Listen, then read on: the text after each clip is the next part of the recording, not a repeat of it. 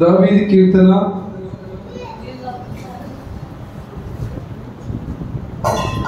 63వ అధ్యాయము మొదటి వచనం నుండి చదువుకుందాము. దేవా నా దేవుడవు నీవే, వేకువనే నిన్ను వెదుగుదును, నీ బలమును నీ ప్రభావమును చూడవలెనని పరిశుద్ధాలయమందు నేనెంతో ఆశతో నీ తట్టు కనిపెట్టి ఉన్నాను. ఎక్కడ కనిపెట్టి ఉన్నాడు? దావీదు ఎక్కడ కనిపెట్టి అడుగుతున్నాడు? ప్రార్థన చేసి ఆయన పరిశుద్ధాలయంలో కనిపెట్టి ప్రార్థన చేసి నీ తట్టు ఎంతో ఆశతో కనిపెట్టి ఉన్నాను ప్రభువా. ఈరోజు నీకు ఆశ ఏమైపోయింది? ఆశ ఉందా? దేవుడి మందిరానికి వస్తున్నాము వెళ్తున్నాము, మందిరానికి వస్తున్నాము వెళ్తున్నాము, అంతే. అది ఎవరు చేస్తారంటే నామకార్థ క్రైస్తవులు చేస్తారు. మనము నామకార్థ క్రైస్తవులా బ్రతకకూడదు. బ్రతుకుతే ఎలా ఉండాలి? నిష్ఠగా బ్రతకాలి, నీతిగా బ్రతకాలి, యథార్థంగా బ్రతకాలి, భయభక్తులు కలిగి జీవించాలి. జీవించిన ఎడల ఆయన మందిరావరణమునకు వచ్చి నువ్వు అడిగిన వెడల నా దేవుడు ధారాళముగా నీకు కృప అనుగ్రహిస్తాడు. Praise the Lord. నీ ఆశ ఆశ ఆశ కోల్పోకూడదు. బైబిల్లో హన్నా అనే ఒక వ్యక్తి కనబడుతుంది. తనకు వివాహమై దాదాపు 25 సంవత్సరాలు అయింది. సంతానం లేదు. సంతానం లేనప్పుడు తను ఎక్కడికి వెళ్ళి అడిగింది?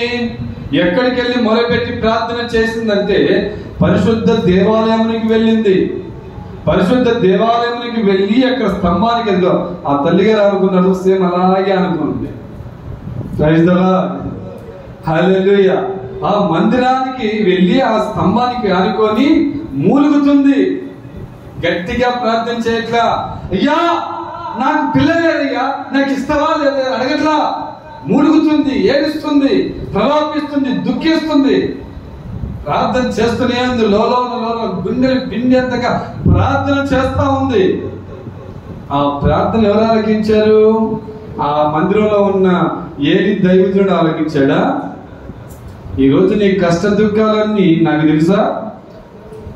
నువ్వు చెప్తావు, నేను ప్రార్థన చేస్తాను, కానీ నేను తీర్చగలుగుతానని ఇవి ప్రార్థన చేస్తాను. నీ గురించి బాగుండాలి అని, నీ క్షేమం కోరుకునేవాడు సేవకుడు, కానీ తీర్చే వాళ్ళు ఎవరు? Yesayya. Praise the lord. Hallelujah. మీ కష్ట దుఃఖాలైనా నా కష్ట దుఃఖాలైనా ఎవరివైనా సరే ఎవరు తీరుస్తారు అంటే నా ప్రభు అయిన యేసుక్రీస్తు తప్ప ఇంకెవరు తీర్చలేరని ఈ రోజు దేవుని వాక్యము సెలవిస్తా ఉంది. Praise the lord. Praise the lord. Hallelujah. ఆశలన్నిటినీ నెరవేర్చుచుంటివి, నా ఆశలన్నిటినీ నీవే నెరవేర్చుచుంటివి. యేసయ్యా నిన్ను చూడాలని, యేసయ్యా నిన్ను పాడాలని, ఆశలన్నిటినీ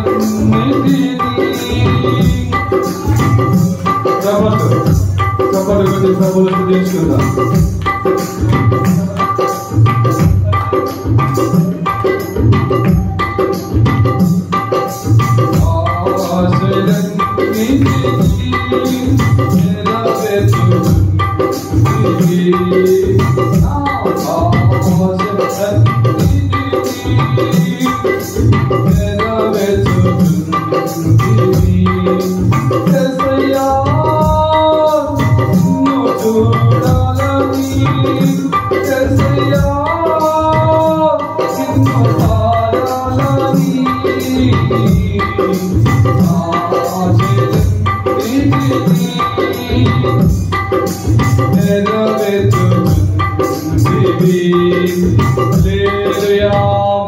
ఆశలు ఎవరు తీరుస్తారంట?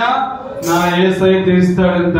నా ఆశలన్నీ నీవే తీర్చే దేవుడవయ్యా, నా ఆశలన్నీ నీవే నెరవేర్చే దేవుడవు గనుక ఇదిగో నీ మందిరావరణమునకు వచ్చి నేను ప్రలాపించి దుఃఖించి ఏడ్చి నీ సన్నిధిలో నేను నీ యొక్క పరిశుద్ధ ఆలయంలో నేను కనిపెట్టి నీకు మొరపెడతా ఉన్నాను. Praise the lord. Hallelujah, hallelujah. ఈ హన్నాకి భర్త ఒకడే, భార్యలు ఇద్దరు. తొలి భార్యకి పిల్లలు ఉన్నారు. Praise the Lord. తొలి భార్య అంటే మరి ఏమనుకోబాకండి, తొలి భార్య అన్నాడు, కాకపోతే రెండో భార్య చేసుకున్నాడు, వానికి పిల్ల పుట్టేది. తొలి భార్య అయిన అన్నకి మాత్రం సంతానం లేదు. సంతానం లేక బాధపడుతుంది. తన భర్త వచ్చేంటాడు, నీకు ఏమి కొదువ ఉంది, అన్నీ ఉన్నాయి కదా, సర్వ సమృద్ధి నీకు ఇంటి నిండా ఉంది. ఈ రోజు తొడిగిన బట్టలు మధ్యాహ్నానికి వచ్చాక మధ్యాహ్నానికి మార్చిన బట్టలు సాయంత్రానికి, నగలు బంగారము కావాల్సినంత నీకు ఉంది కదా, నువ్వెందుకు దుఃఖపడుతున్నావు, నువ్వెందుకు ఏడుస్తున్నావు అని తన యజమానుడు వచ్చి తనతో అంటుంటే, అన్నీ ఉన్నాయి కానీ నాకు సంతానము లేదు. Praise the lord. హల్లెలూయా. ఇరుగు పొరుగు వారందరూ దూషిస్తున్నారు, ప్రతి ఒక్కరు నిందిస్తున్నారు, గొడ్రాలి అంటున్నారు. ప్రతి ఒక్కరు అంటుంటే తను ఎక్కడికి వెళ్ళింది? ఆ బాధను తట్టుకోలేక, ఆ నిందలు తట్టుకోలేక, అవమానాలు తట్టుకోలేక తను ఎక్కడికి వెళ్ళిందంటే మందిరమునికి వెళ్ళింది. మందిరమునికి వెళ్ళి మొరపెట్టి అడుగుతుంది. ఆశ దేవుడి మీద పెట్టుకుంది. Praise the lord. హల్లెలూయా. అక్కడ ప్రార్థించగా అక్కడ దైవజనుడు అంటాడు, ఇదిగో నీకు సంతానం లేదు కనుక నీకు మళ్ళొచ్చే సంవత్సరం కల్లా నీకు బిడ్డ ఉంటాడు. ఏమని తీర్మానం చేసింది అక్కడ? ఏమని తీర్మానం చేసిందంటే, ఇదిగో మొదటిగా పుట్టిన ఈ బిడ్డని నీ సేవకి ఇచ్చేస్తాను, నీ సేవకి ఇచ్చేస్తా నేను అని ఆ తీర్మానము చేసుకుంది. ఆ తీర్మానము దేవుడు విన్నాడు. అలాగనే పుట్టిన మరుక్షణం ఆ బిడ్డను తీసుకొచ్చి, పచ్చి బాలింతప్పుడు ఆ బిడ్డను తీసుకొచ్చి దైవజనుడికి ఇస్తుంటే ఆ దైవజనుడు అంటాడు, ఇప్పుడు వద్దు, ఆ బిడ్డ కాస్త పెద్దవాడైనాక ఆ బిడ్డని నేను చేర్చుకుంటాను అని ఆ బిడ్డని నువ్వు పాలించి పెంచి పెద్ద చేయమని ఈ ఏలియా దైవజనుడు తనతో చెప్పక తను తీసుకొని వెళ్ళిపోయాడు. 5 సంవత్సరాల వయసు వచ్చిన తర్వాత ఏదైతే దైవజనుడు చెప్పాడో అదే రీతిగా తీసుకొచ్చి అలాగే దైవజనుడికి అప్పగించేసి. దేవునికి స్తోత్రం. హల్లెలూయా. ఈరోజు తీర్మానం కూడా మనుషులు ఉండలేకపోతున్నారు. హల్లెలూయా. తీర్మానము ఉండట్లేదు, దేవుడి మీద ఆశ అయితే పెట్టుకుంటున్నారు. ఆశ నెరవేర్చబడిన తర్వాత తీర్మానాన్ని నిలబెట్టుకోలేకపోతారు. Praise the lord. Hallelujah, hallelujah. ఒక వ్యక్తి ఈ మందిరము కట్టబడేటప్పుడు ఇదిగో ఈ స్తంభాలు నిలబెట్టుకొని చుట్టూ పరదాలు కట్టుకున్నాను.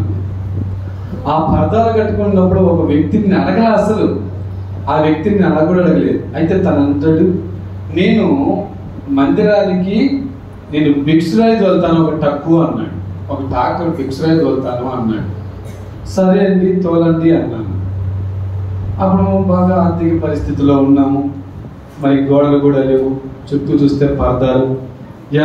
ఎలాంటి టైంలో కట్టామంటే మంచి ఎండల కాలం అప్పుడే మందిరాన్ని ప్రారంభించాం. ఏప్రిల్ నెల అనుకుంటాను మందిరం ప్రారంభించింది. ఇంకో నెల 2 నెలలు పోతే ఏమొచ్చిందండి? గాలులు వస్తాయి. గాలులు వచ్చిందనుకో పరదాలు ఆగుతాయా? పరదాల మీద ఈ రేకులు ఇవన్నీ ఆపుద్దా? ఆపలేదు, పడేసింది. నేనేం తొందర పడతా ఉన్నాను, అతను ఇస్తాను అన్నాడు కదా, ఏదన్నా ఒక టక్కు రాయి తోలితే బాగుండు అని నేను ఎదురు చూస్తా ఉంటే అతను ఒకరోజు వెళ్ళి అతన్ని కలిశాను. ఏమండి బ్రదర్, నువ్వు మందిరానికి తోలుతానన్నావు కదా, భిక్షరాయి తోలుతానన్నావు కదా, తోలదొచ్చు కదా అని అడిగాను. తోలుదాం, ఏమైంది, తోలుదాం, అదే మాటే, తోలుదాం అన్నాడు. నెల పోయింది, 2 నెలలు పోయింది, అయినాక రావట్లా. స్తంభాలు ఆల్రెడీ కాస్త ఇటు కదిలింది, నెట్టుకుంటుంది. నేనేమో భయపడిపోతా ఉన్నా, దేవుడి మందిరము అవమానకరంగా జరుగుద్ది, అలా ఉండకూడదు అని చెప్పి నేను 1-2 సార్లు అడుగుతా ఉన్నాను. పంపిస్తానన్నాడు కదా అది. Praise the lord. Hallelujah, hallelujah. సరే అని చెప్పేసి ఇంకెలా అతను ఇచ్చేటట్లేడని ఇంకా ఇక్కడే కూర్చున్నానండి. ప్రభువా, ఇది నీ మందిరం, నాదైతే కాదు. నువ్వు సహాయం చేస్తావా?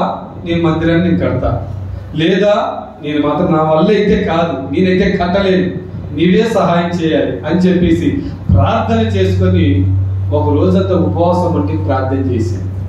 ప్రార్థన చేసేసరికి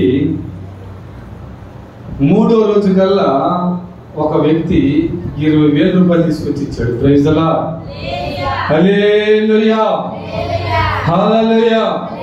ఇది నేను దేవుడి మందిరానికి ఇస్తున్నాను, ఈ 20,000 రూపాయలు దేవుడి మందిరానికి ఖర్చు పెట్టన్నయ్యా అని చెప్పని ఇచ్చేసి, దేవుడికి స్తోత్రం ప్రభు. అది సంతోషము, ఒక సైడు కన్నీళ్ళు. అదేమంటారు? ఆనంద బాష్పాలు అంటారు కదా. ప్రైజ్ ది లార్డ్, హల్లెలూయా.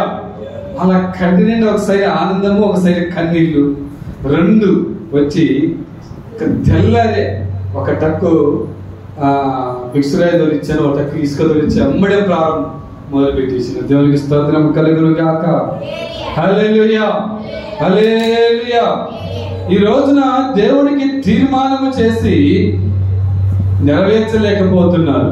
ఇక్కడ బైబిల్లో హన్న అదే రీతిగా తీర్మానం చేసింది, అదే రీతిగా దేవుడికి ఆ బిడ్డని ఇచ్చేసింది. దేవునికి స్తోత్రం.